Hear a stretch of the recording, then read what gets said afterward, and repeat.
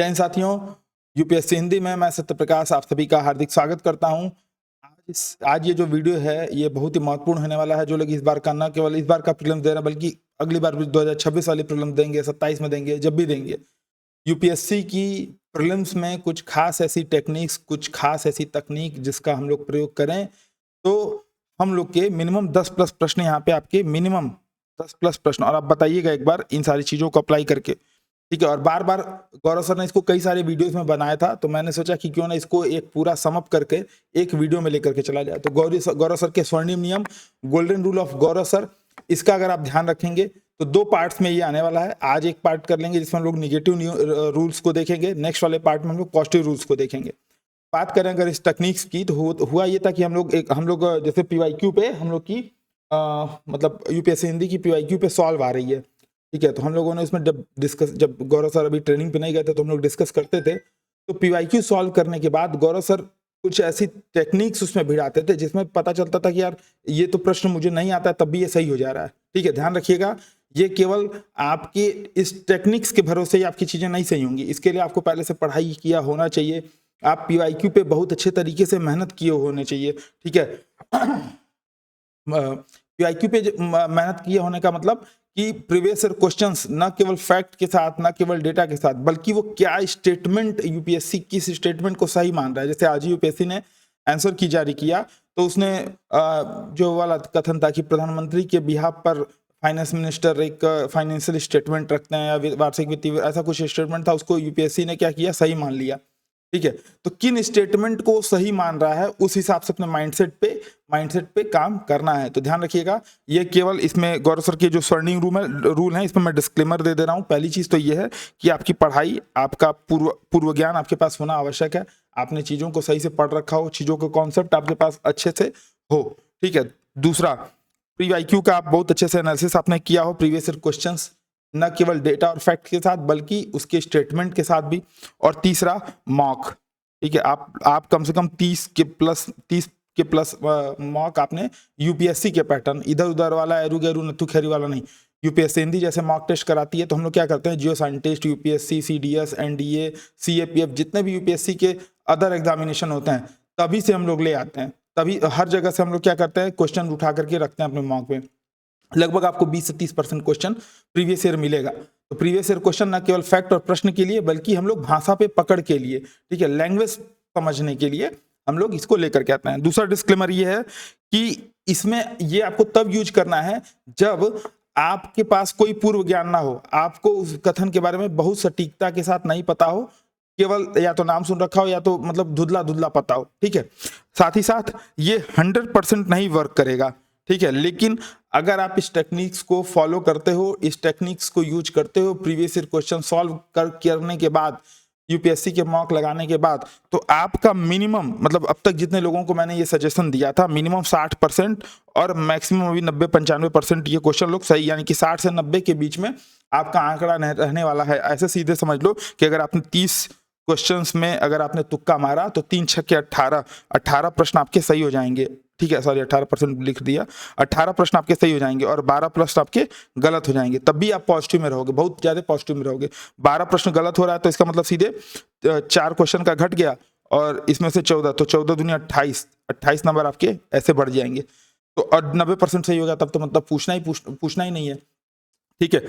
हम लोगों ने जो एनालिसिस किया है, हम लोग की जो यूपीएससी की जो बुक आ रही है यूपीएससी हिंदी की, तो हम लोगों ने क्या किया, अभी 2020, 2021, 22, 23, 24, इस 5 सालों पे इसको मेजरली वर्क किया है।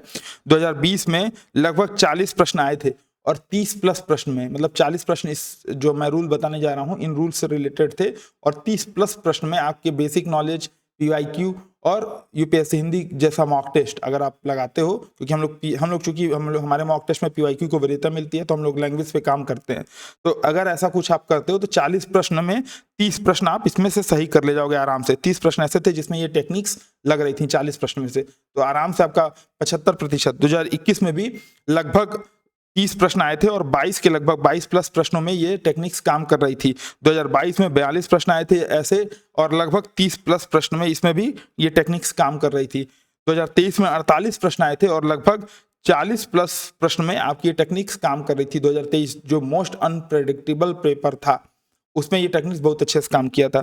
2024 में 35 प्रश्न आए थे और लगभग 30 प्लस में ये काम किया था। तो 2024 में भी अच्छा खासा इसमें आंकड़ा था। ध्यान रखिएगा, मैं बार बार बोल रहा हूँ, ये प्रश्न तब करना है जब आपका बेसिक नॉलेज अच्छा हो, पीवाईक्यू पे आपकी कमांड अच्छी हो, और यूपीएससी हिंदी जैसी मॉक टेस्ट जिसमें पीवाईक्यू को वरीयता मिलती हो उसमें करना है। ठीक है, ध्यान रखिएगा, ये आपके ज्ञान प्लस प्रैक्टिस ये आपको मिला करके इस जो हम लोग टेक्निक्स बताने जा रहे हैं इस पे काम करेगा। तो दो डिस्क्लेमर मैंने पहले दे दिए थे, पढ़ाई प्लस प्रीवाईक्यू प्लस मॉक, और 100% नहीं काम करेगा, 60 से 90% काम कर सकता है।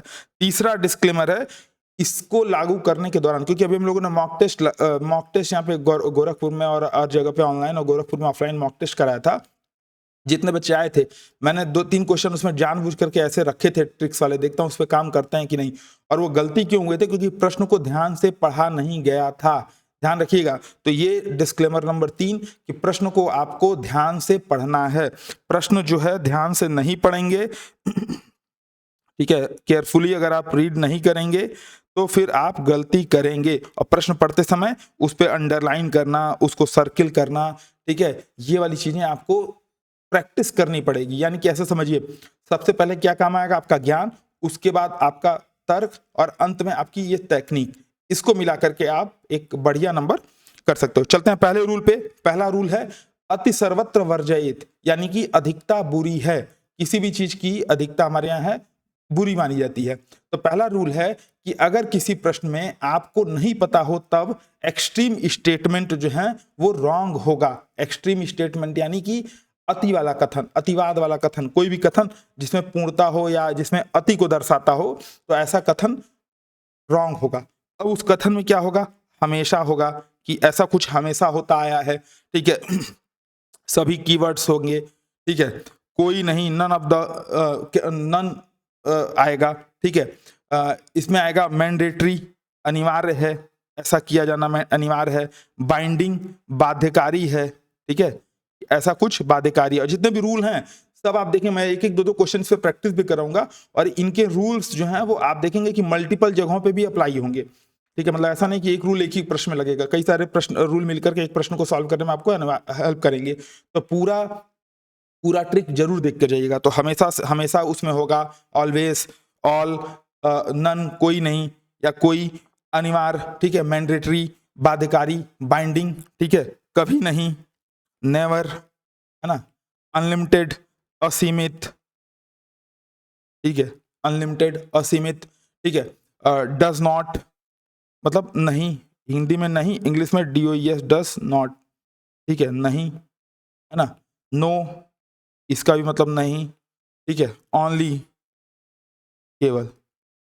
ठीक है, यानी कि प्रश्न में ये इन सब चीजों से होगा। ठीक है, हमेशा मतलब ऑलवेज, ऑल, नो, मैंडेटरी, बाध्यकारी मतलब binding, never, unlimited, does not नहीं, नो नहीं, ओनली, केवल, ऐसे स्टेटमेंट आएंगे। अब जैसे देखो 2024 का प्रश्न है, 2024 में प्रश्न पूछा गया था कि लोकसभा में आचार समिति के संदर्भ में निम्नलिखित कथनों में से कौन सा सही है?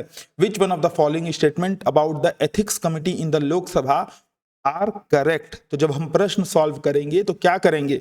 Which one of the following statement about the ethics committee in the Lok Sabha are correct? ठीक है, सही पूछा है कि कौन सा सही है। तो इस पे ये जरूर करना है, अंडरलाइन जरूर करनी है। प्रारंभ में यह एक तदर्थ समिति थी, it is an ad hoc committee. ठीक है, केवल कोई लोकसभा का सदस्य ही किसी लोकसभा सदस्य के अनैतिक आचरण संबंधी शिकायत कर सकता है। देखो आ गया, फंस गया, केवल ओनली आ गया। ठीक है, अब ये जो आया दूसरा स्टेटमेंट, पता है तब तो जो पता है उसके अकॉर्डिंग, नहीं पता है तो सीधे कट्टम पिट्टी, और दूसरा स्टेटमेंट कट्टम पिट्टी, उत्तर आ गया सी। ठीक है, मुझे नहीं पता आगे इसके बाकी क्या सही है क्या नहीं है। ठीक है, हालांकि सबसे पहले राज्यसभा में बना था, फिर बाद में जीएमसी बालियोगी जी उस समय लोकसभा के अध्यक्ष थे 2000 में, तो उन्होंने इसको बनाया था, मतलब एडहॉक कमेटी के तौर पे स्टार्ट किया था। 2015 में इसको मतलब स्थायी समिति के तौर पे मान्यता दिया गया। ध्यान रखने की बात है कि केवल लोकसभा का कोई सदस्य ही नहीं कर सकता है, कोई भी बाहरी सदस्य कर सकता है। ठीक है, सो मोटो से भी ये संज्ञान ले सकता है, ठीक है, तो ये सब हो सकता है वहां पे। इसलिए केवल आया, मैं इस पे एक्सप्लेनेशन पे नहीं जा रहा हूं, मैं जा रहा हूं कि टेक्निक्स काम कैसे करेगा 2024 के पेपर के माध्यम से मैं दिखाऊंगा। एक आध क्वेश्चन मैंने 2021-22 के भी उठाए हैं कि आपको मतलब थोड़ा सा हिंट देने के लिए। इसी तरीके से देखिए एक और प्रश्न आ गया, उपनिषदों में कोई नीति कथा नहीं है, नो, ठीक है, नहीं पता है तो क्या हुआ, गलत। उपनिषदों की रचना पुराणों से पहले हुई थी, हालांकि ये 6 की एनसीईआरटी पे प्रश्न है, 6 की, अगर आपने 6 की एनसीईआरटी पढ़ी होगी तो नचिकेता यम संवाद है, उद्दालक ऋषि और उनके श्वेत केतु का संवाद है, ठीक है, इन दोनों के बीच जो कन्वर्सेशन है, कठोपनिषद में नचिकेता यमराज का संवाद और छांदोग्य उपनिषद में उद्दालक ऋषि और श्वेत केतु का संवाद, ये सारे उपनिषद हैं और नीति कथा हैं, पैरेबल्स हैं, ठीक है, तो कोई नहीं है तो सीधे काटा, उत्तर मिल गया बी, ठीक है, तो समझ में आ रहा है। यानी कि प्रश्न ध्यान से पढ़ना आवश्यक होगा, प्रश्न ध्यान से पढ़ना आवश्यक होगा, ठीक है। इसके बाद देखो दूसरा इसमें आ जाता है कि एग्जैक्ट डेटा जब देता है, मतलब रूल नंबर सेकंड है कि एग्जैक्ट डेटा अगर आपको दे रहा है तो एग्जैक्ट डेटा रॉन्ग है, डेटा गलत है, खास करके तब, ये कब, जब नहीं पता हो, जब नहीं पता हो, ठीक है, और सटीक आंकड़ा दे रहा है, संख्या दे रहा है, तो ये क्या कर रहा है, गुमराह करने के लिए दे रहा है, और देगा भी तो आसान देगा। जैसे एक बार पूछा था कि एमपीसी में 12 सदस्य होते हैं, 12 सदस्य, तो अमूमन आंकड़े जो है वो गलत देता है, 6 सदस्य होते हैं भाई, तो ऐसा देगा हवा। अब जैसे पिछली बार दे दिया था यूरेनियम संवर्धन करने के लिए मिनिमम 60% यूरेनियम संवर्धित होगा तभी हम रिएक्टर बना पाएंगे, ठीक है, 10% होता है ऐसा कुछ, 90% हो जाएगा तो बम बन जाएगा, ठीक है, तो ऐसा प्रश्न देगा कि आपको इजी लगेगा, मतलब डेटा फैक्ट अमूमन गलत देगा, नहीं पता है तो। जैसे देखो हाल में ही यूरोपीय संसद ने the net zero industry act को मंजूरी दी, अब भाई इतना कहाँ कोई याद रखेगा इतने फैक्ट इतने डेटा। अगला क्या है, यूरोपीय संघ वर्ष 2040 तक, ठीक है, तो एक तो 2040 पता नहीं है, डेटा गलत, कार्बन न्यूट्रलिटी प्राप्त करने का लक्ष्य आशा रखता है और इसलिए उसका लक्ष्य उस समय तक अपनी सभी स्वच्छ प्रौद्योगिकी विकसित करना है, बोला सभी, हम all of its own clean technology, तो एक एक्सट्रीम फैक्ट भी है भाई, सभी कर ले रहा है, अभी अतिवर्ज्यते वाला आया था, और दूसरा एक फैक्ट दे रहा है कि 2040 तक, तो नहीं पता है तो गलत, और दूसरा जो गलत, दूसरा गलत, ठीक है, तो दूसरा सही नहीं है, सी उत्तर आ गया, है ना। तो दूसरा ये ध्यान रखिएगा, एक और इसी टाइप का प्रश्न देख लेते हैं। जैसे देखो पूछा था प्रधानमंत्री सुरक्षित मातृत्व अभियान, ठीक है, ऐसे अंडरलाइन जरूर करिएगा, अंडरलाइन जरूर करिएगा, हिंदी इंग्लिश दोनों में अंडरलाइन जरूर करिएगा। और कल एक मैं वीडियो भी लेकर के आ रहा हूं जिसमें हम लोग बात करेंगे प्रश्न कैसे अटेम्प्ट करते हैं, उसको भी जरूर देखिएगा। इधर के 2-3 वीडियो में मेरे बहुत ही इंपॉर्टेंट होने वाले हैं, आपके 4 से 5 मिनिमम क्वेश्चन सही कराने की मैं गारंटी देता हूं, नहीं सही हो जाएगा तो आके यहीं पे कमेंट करके बताइएगा, मिनिमम 10 आपके सही होंगे। तो प्रधानमंत्री सुरक्षित मातृत्व अभियान के संदर्भ में निम्नलिखित कथनों पर विचार कीजिए, ठीक है, क्या बोल रहा है, यह योजना किसी भी सरकारी स्वास्थ्य सुविधा केंद्र में गर्भावस्था की दूसरी और तीसरी तिमाही में महिलाओं को प्रसव पूर्व चिकित्सा देखभाल करने के लिए न्यूनतम पैकेज और प्रसवोत्तर 6 महीने की स्वास्थ्य चिकित्सा देखभाल की गारंटी प्रदान करता है। गारंटी या मिनिमम पैकेज ऑफ मतलब मिनिमम पैकेज की गारंटी दे रहा है, और एनी गवर्नमेंट हेल्थ फैसिलिटीज, ठीक है, कुछ नहीं पता है तो जब अति कर रहा है तो गलत, और वैसे भी डेटा फैक्ट है तो गलत, ठीक है। अब क्या हो जाएगा इसका, इस योजना के अंतर्गत कुछ विशिष्टताओं वाले निजी क्षेत्र के स्वास्थ्य देखभाल सुविधा प्रदाता स्वेच्छा से नजदीकी सरकारी स्वास्थ्य सुविधा केंद्रों में सेवाएं प्रदान कर सकते हैं। हाँ बिल्कुल, एज ए वॉलेंटियर आप कर सकते हो, इसमें क्या दिक्कत है, सरकार को क्यों आपत्ति होगी। तो दूसरा सही, पहला गलत, उत्तर हो जाएगा बी, केवल 2, ठीक है। और ध्यान रखिएगा यहाँ कौन कौन से सही हैं, गोला पारना नहीं भूलना है, ठीक है। तो एक रूल ये भी हो गया, इसको भी रूल लिखना है, ठीक है, यहाँ पे रूल लिख दे रहा हूँ, प्रश्न ध्यान से पढ़ना है, अच्छा बताया तो हूँ लेकिन लिख दे रहा हूँ, गोला पारना है, ठीक है, अंडरलाइन करना है, हाँ। और एक और गलती जो हम लोग अमूमन करते हैं, हालांकि कल मैं इस वीडियो लेकर के आ रहा हूँ, OMR पे एक प्रश्न करिए, एक पे जाके तुरंत गोला भरिए, देख लीजिए एक के सामने ही गोला भर रहे हैं, ठीक है, दो के सामने ही भर रहे हैं, तुरंत जाकर के सामने सामने गोला भरिए। अमूमन क्या होता है, हम लोग का दिमाग काम नहीं करता है, थोड़ा सा मेंटल प्रेशर ले लेते हैं, एक गोला गलत भरा तो लाइन से ही सारे गोले गलत भरते आ रहे हैं, ये वाला काम नहीं करना है, ठीक है। तो ये हो गया कुछ गोल्डन रूल्स। अगला क्या है, ठीक है, तो ये वाला हो गया। अगला है अमूमन जो है आपको नहीं पता है तब, ठीक है, जितने भी रूल्स हैं जब आपको नहीं पता होगा तो नेम ऑफ इंस्टीट्यूशन, संस्था का नाम गलत दे देगा, ठीक है। जैसे 2023 वाले में पूछा था जननी सुरक्षा योजना कौन इंप्लीमेंट करता है, स्टेट हेल्थ डिपार्टमेंट चलाता है, भाई क्यों चलाएगा जननी सुरक्षा योजना, है ना, तो 2023 में ऐसे दिया था। अच्छा, एक चीज और है, इतनी स्कीम्स है, कैसे तैयार करें और कौन सी स्कीम्स तैयार करें, तो दो इसके मानदंड होते हैं। जैसे हम लोग अगर मान लो 2026 के लिए पढ़ रहे हो तब, तो एक तो चर्चा में क्या है, चर्चा में क्या है, और दूसरा 5, 10, 15, 20, 25, 50, ठीक है, 75, 100, अगर कुछ ऐसा हो रहा है, हिस्ट्री में इवेंट हो रहा है, स्कीम्स हो रही हैं, उसमें प्रश्न पूछ सकता है, ठीक है। जैसे अभी सिंधु नदी समझौता बहुत ज्यादा चर्चा में है, शिमला समझौता बहुत ज्यादा चर्चा में है, प्रश्न पूछ सकता है, ठीक है। अब देखो संस्था का नाम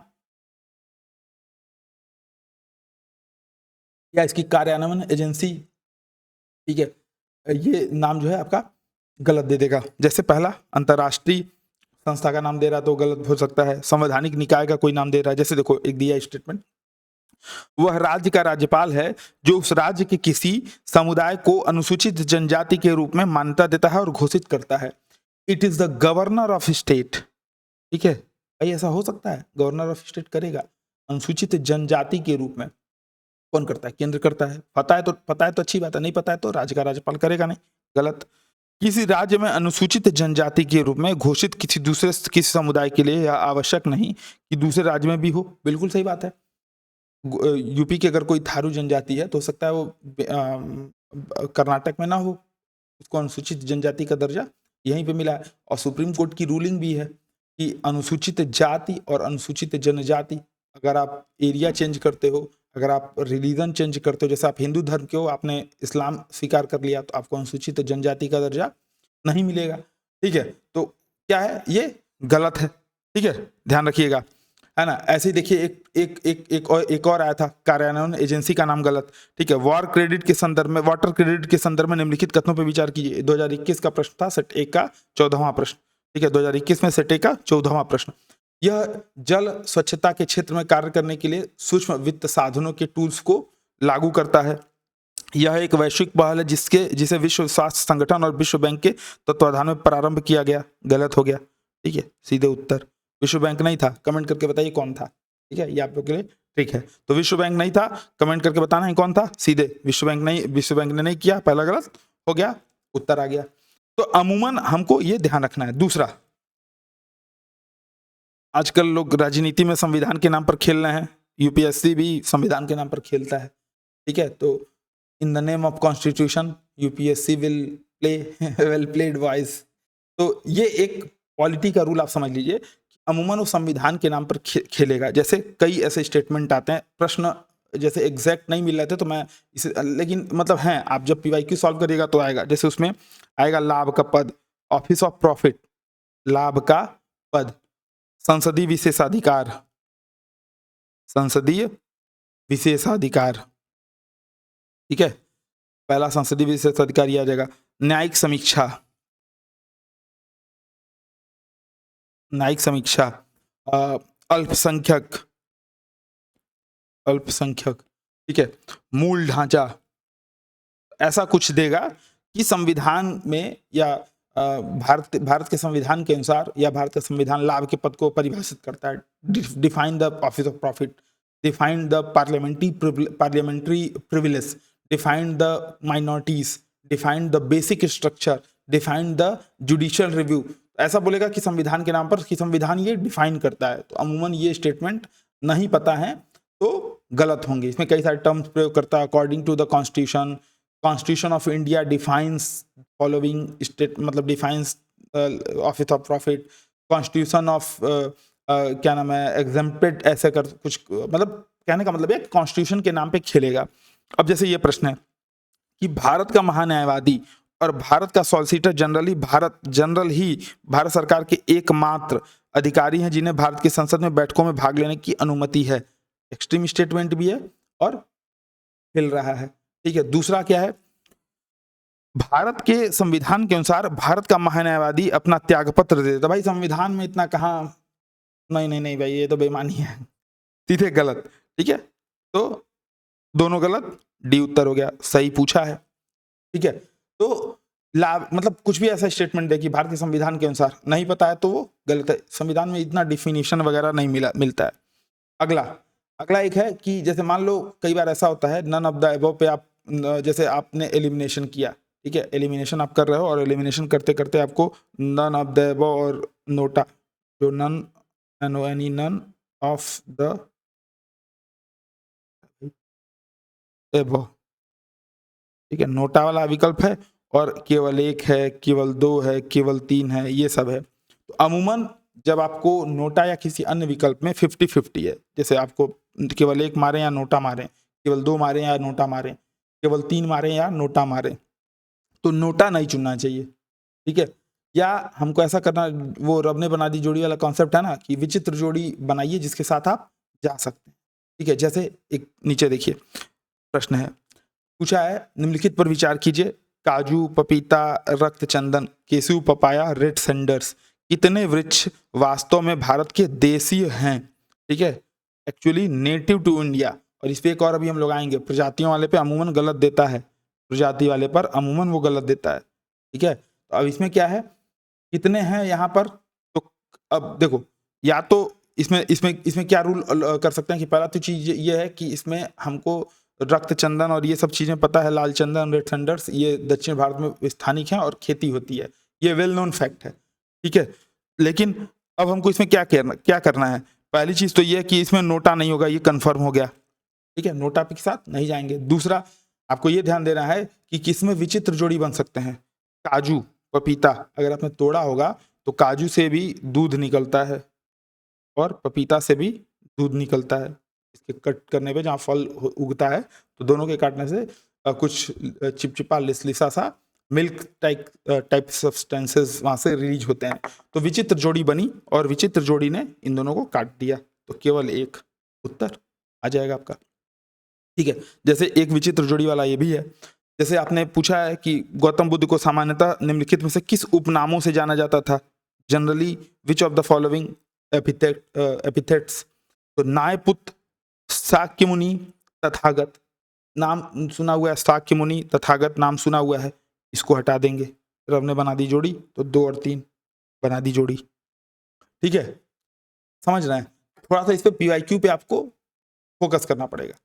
अगला स्कीम है, मतलब अगला रूल है कि स्कीम्स के लाभार्थियों के साथ भी अति, अमूमन ऐसा होता है कि बेनिफिशियरीज ऑफ जो स्कीम्स हैं ये क्या करता है, मतलब कुछ सर्टेनली किसी के साथ जोड़ करके उसको गलत बताता है। जैसे उदाहरण के तौर पे देखो, हाल में ही संयुक्त राष्ट्र के सभी देशों ने अंतर्राष्ट्रीय प्रवास के लिए अभी तक पहली संविदा, सुरक्षित, व्यवस्थित और नियमित प्रवास के लिए वैश्विक संविदा, global compact for safe, orderly and regulated migration अपनाई। क्या, पहले तो एक्सट्रीम अति दे रहा है सभी देश, और दूसरा क्या दे रहा है, स्कीम्स के लाभार्थी, सारे देशों को कैसे जोड़ देगा।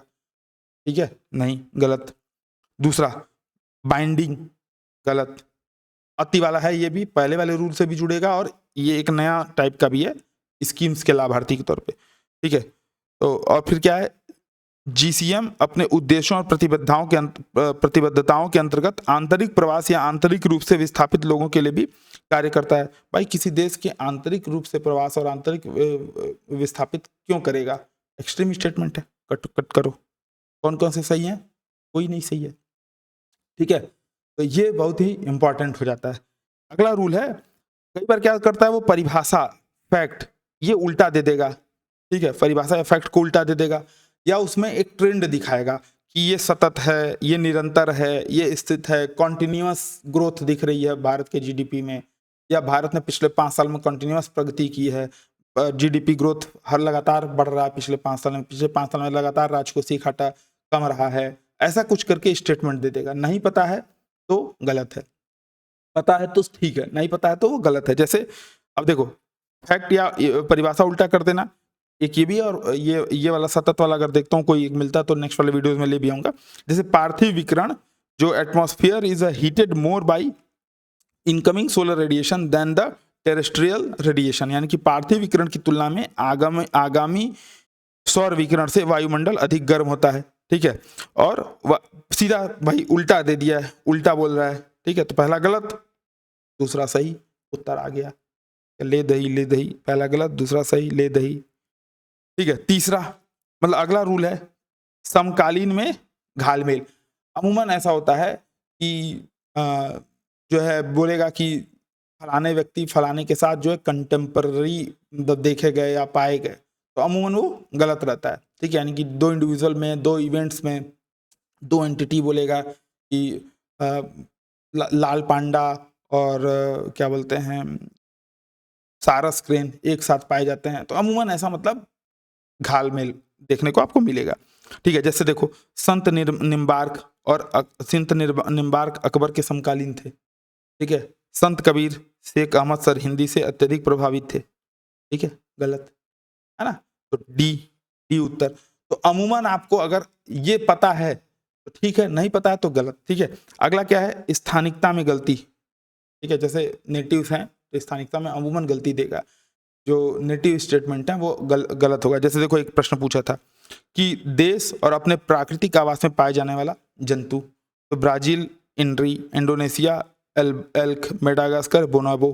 ठीक है, इधर उधर घुमा दिया है, और कितने सही सुमेलित हैं तो कोई नहीं। ठीक है, नहीं पता है, पता है तो ठीक है, नहीं पता है तो इसमें डी पे जाएंगे। ठीक है, नहीं पता है तो डी पे जाएंगे। तो ये कुछ रूल्स थे जो कि बहुत ही महत्वपूर्ण थे प्रीलिम्स के परीक्षा के ध्यान में रखते हुए।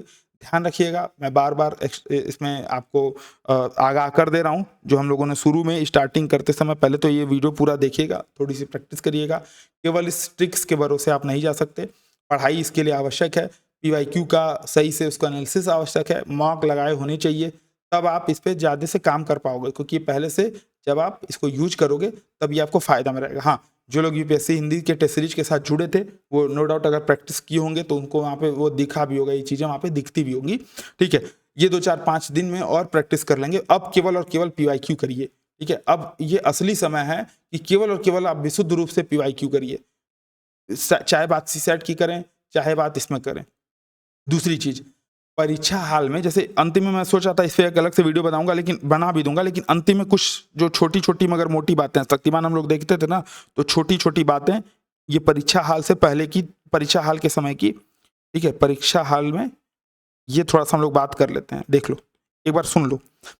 अमूमन ऐसा होता है कि हम लोग जब पेपर अटेम्प्ट करने जाते हैं या पेपर देने जाते हैं तो हमको मतलब एकदम घबराहट सी होती है, पैनिक होता है, और सबके साथ होता है। इसमें कोई भी इफ बट नहीं है, छोटी छोटी बातें हैं, ये सबके साथ होना है। ठीक है, लेकिन हमको क्या करना है कि परीक्षा में शांत बने रहना है, अपनी कामनेस वहाँ पे दिखाना है, फोकस बनाए रखना है। पेपर कठिन है तो सभी के लिए कठिन है, पेपर आसान है तो आपके लिए आसान है, सबके लिए आसान है। कई लोग क्या होता है, आसान पेपर आ गया, आप लगते हैं उछल उछल करके, अरे बाप रे बाप ये तो, और लगता है मतलब वहाँ चहक चहक करके चीजें देखने, बाद में पता चला बाहर आ रहे हैं तो भाई गया। तो ना खुश होना है ना बहुत ज्यादा दुखी होना है, सुख दुख के समय कर तो लाभो लाभा जया जय। पेपर कठिन मिला, अरे बाप रे बाप अब क्या होगा, अरे माई वहीं भकर भकर के एकदम माई दादा करके लगे रोने। ठीक है, अगल बगल के लोगों को भी डिस्टर्ब कर रहे हैं, नहीं, ये काम नहीं करना है। ठीक है, मैं एकदम लिटरली जान रहा हूँ। ठीक है, कई ऐसे नमूने हैं जो वहां पर जाकर के एकदम मतलब लगेंगे दहाड़े मार मार करके रोने, नहीं रोना है। जब भी कुछ ऐसा पैनिक सिचुएशन हो तो गहरी सांस लीजिए, एकदम ऑक्सीजन इनहेल करिए, 3-4-5 गहरी सांस लीजिए, जो जब ऐसे करके गहरी सांस लेंगे ना तो जो माइंड को रिलैक्सेसिंग वाले जो हार्मोन्स होते हैं वो रिलीज होंगे, आपका माइंड शांत हो जाएगा। कुछ नहीं है तो सिप वाटर रखिए, मतलब पानी रखिए, सिप ऑफ वाटर यूज करिए। ठीक है, थोड़ा सा ग्लूकोज, थोड़ा सा 1-8 चम्मच, अभी नहीं कि 10-20 चम्मच ग्लूकोज एक गिलास पानी में घोल के पी रहे हैं, ग्लूकोज किया और ब्रश हुई और मस्त नींद लेकर के सो रहे हैं, ये वाला काम नहीं करना है। ठीक है, और पेपर पर ध्यान देना है, पेपर को अंडरलाइन करना है, OMR सही से भरना है। ठीक है, इसके बाद एक 3 राउंड रूल्स है, वो बहुत ही महत्वपूर्ण है, हालांकि कल मैं इस पे बात करूंगा 3 राउंड रूल्स पे। ये सारे वीडियोस मैं इसकी मतलब जो टेक्निक्स के बाद की वीडियो एक अलग से भी लेकर के आऊंगा, लेकिन फिर भी आप लोग को समझा दे रहा हूँ।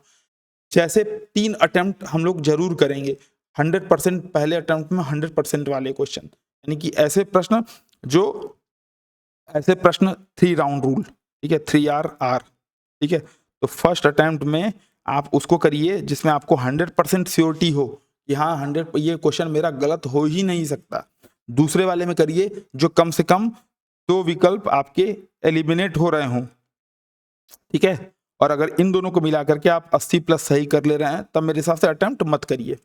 लेकिन अगर इससे इन दोनों को मिला करके 60-65 इस पे आ रहे हैं तब थर्ड राउंड पे प्लस जाएंगे, जिसमें केवल एक विकल्प आपके पास है। और फिर ये जो टेक्निक्स मैंने बताई सब टेक्निक्स का प्रयोग करके आप आगे बढ़ेंगे, ठीक है। तीसरी चीज, भ्रमित वाले प्रश्न पर, जैसे पहले प्रश्न मिल गया कुछ ऐसा कि अरे बाप रे बाप हवा ही नहीं लग रहा यार, ये क्या पूछ दिया, ऐसा कुछ प्रश्न आ गया। ऐसी स्थिति में क्या करेंगे, रुकना नहीं है और ना पैनिक हो जाना है। वहां पर समय कीमती है, आगे बढ़िए। जो प्रश्न पहले आ रहा है उसी को पहले नंबर वाला प्रश्न मान करके आगे बढ़िए। पता चले 21वां प्रश्न पहले आ रहा है, अब दिमाग में ये पैनिक चले अरे यार 20 प्रश्न तो मेरे गए। नहीं, ये चीजें नहीं सोचनी है, ये सोचना 21वां प्रश्न ही आपके लिए पहला है, ठीक है। जैसे पेपर 4 सेट होता है तो 4 सेट में अलग अलग प्रश्न से पेपर शुरू होता है, तो ये समझ लीजिएगा कि 21वें प्रश्न से शुरू है, ठीक है। ये सारी चीजें नहीं करनी है और इस पे बराबर प्रैक्टिस करनी है, प्रैक्टिस जरूरी है। केवल और केवल आप PYQ करिए। मिलते हैं नेक्स्ट वीडियो में। वीडियो कैसा लगा एक बार कमेंट करके जरूर बताइएगा। नेक्स्ट में हम लोग पॉजिटिव रूल्स वाली टेक्निक्स को लेकर के आ रहे हैं, वो जरूर देखिएगा। और पेपर जो है अब सारा गेम आपका मेंटल कामनेस का, मेंटल पीस का, आपकी खुद के ऊपर भरोसा का, इन सब चीज का बचा हुआ है। पढ़ाई वढ़ाई सारी गई किनारे, ठीक है। पढ़ाई वढ़ाई बहुत मतलब वहाँ पे पेपर ओपर में आप देखें ना, पेपर हर बार आपको लगेगा यार नया पेपर है, हर बार एक यूनिकनेस है वो पेपर की क्वालिटी है, ठीक है। तो मिलते हैं नेक्स्ट सेशन में। कमेंट जरूर करिएगा वीडियो कैसा लगा। वीडियो पसंद आए तो अपने दोस्तों के बीच इसको शेयर करिएगा, चैनल को सब्सक्राइब करवाइए। मिलते हैं नेक्स्ट वीडियो में, तब तक के लिए जय हिंद।